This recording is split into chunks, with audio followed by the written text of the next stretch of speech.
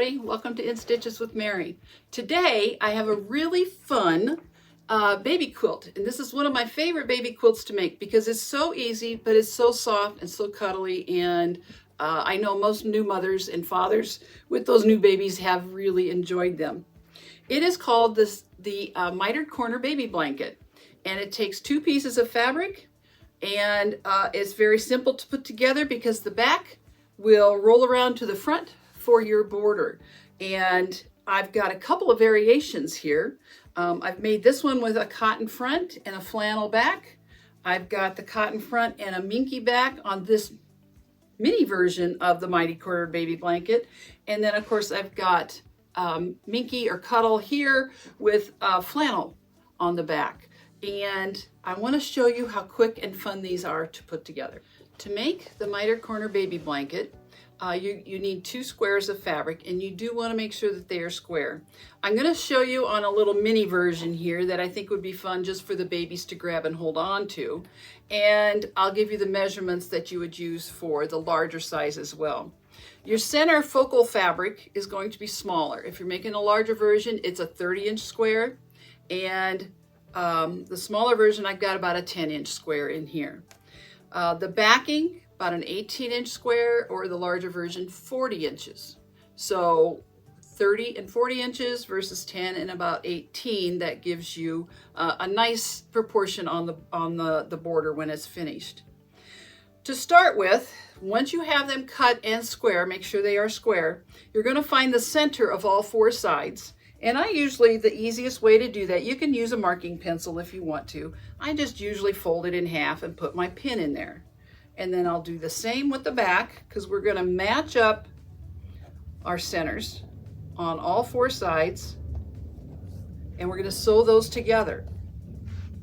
Right sides together, match up those pins, and of course they're not going to meet. We don't want them to meet. You're then going to pin those along that edge, especially if you're working with that cuddle fabric or the minky. Put plenty of pins in there. We matched our centers, and we're going to stitch along this edge, leaving a 1/2 inch unstitched on each corner.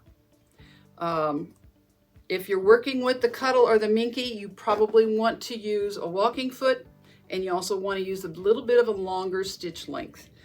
So from 2.5, switch it up to about a 3.0, and you'll have better results with that. So you're going to do that on all 4 sides. Remember, on one of those sides, we do need to leave an opening, and that is one thing. I think I've done more of these, and I get all 4 sides done and realized I forgot to leave an opening. So don't be like me where you have to go back and pick an opening, but go ahead and make sure that you leave about, on the smaller version, a good 3-inch opening. On the larger one, I go 4 to 5-inch opening, because we need to pull that all through that opening there. So you're going to do that on all 4 sides. When you get that done,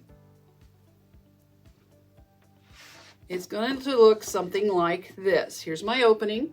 I remembered this time. And you're going to have these, what I call dog ears, in the corners. What you want to do is to make sure we're going to lay this all out flat. So on the mini version, this is pretty easy to do.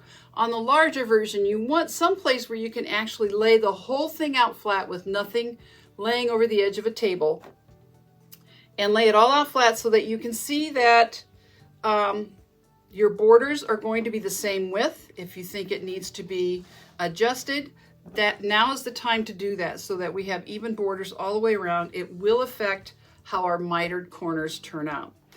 I like to lay it this way because what we want to do is to figure out this angle here.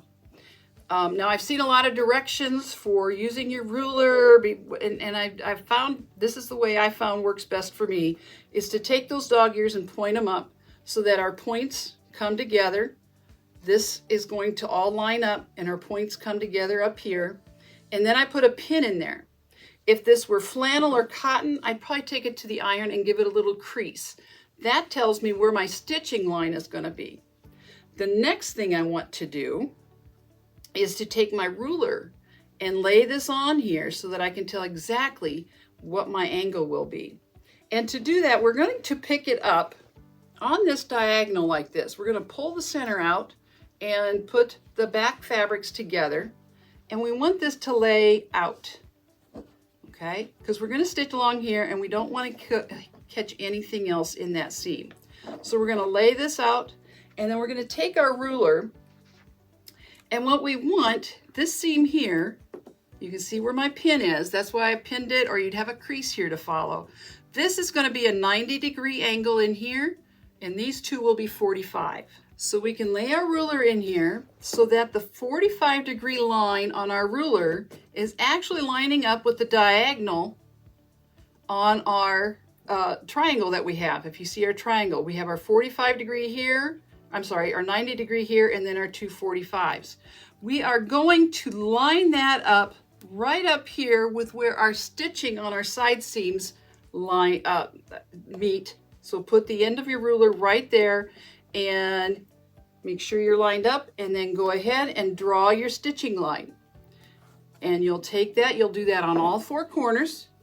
Take that to the sewing machine and go ahead and stitch that all the way up. Again, when you do, you're going to start and stop. You're going to start right there where your stitches ended on your side seams.